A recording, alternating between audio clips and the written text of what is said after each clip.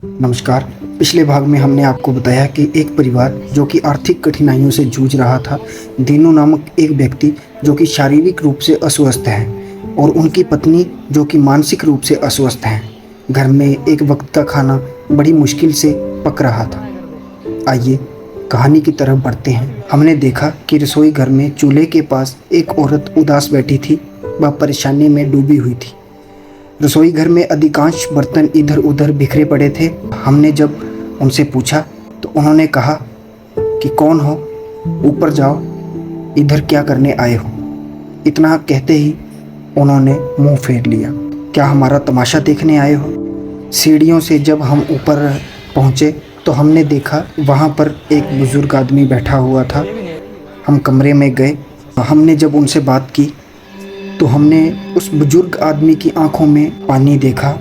ये वही व्यक्ति हैं जो शारीरिक रूप से बीमार हैं। यह दृश्य हमारे लिए बहुत ही दुखमयी था, मानो अंतरात्मा रो रो कर सहायता मांग रही हो। हमने पूछा तो उन्होंने बताया, हम पति पत्नी के साथ तीनों बच्चे भी बीमार हैं। हमने पूछा बच्चों को क्या हुआ। उन्होंने कहा कि बच्चों की आंखें खराब हैं। हमने कहा ठीक है, कोई बात नहीं, धीरे धीरे सब ठीक हो जाएगा। हमने बच्चों से पूछा किस चीज़ की ज़रूरत है। उन्होंने कहा हमारे पास कपड़े नहीं हैं, हमारे पास जूते नहीं हैं और हमारे पास खाने के लिए भोजन नहीं। और साथ ही उन्होंने कहा कि हमारे पास शौचालय भी नहीं है।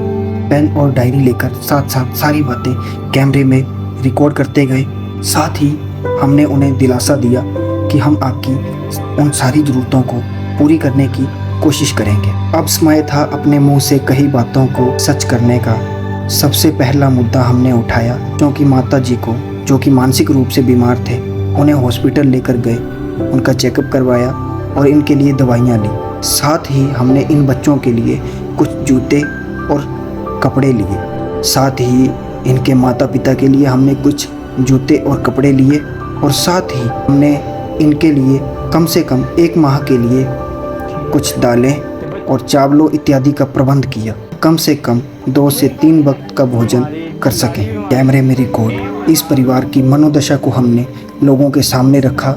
यह देखने के पश्चात लोग हमारा शारीरिक, मानसिक और आर्थिक तीनों प्रकार से साथ दे रहे हैं। हम इनकी ज़रूरत की चीज़ों को पूरा करने का हर संभव प्रयास कर रहे हैं।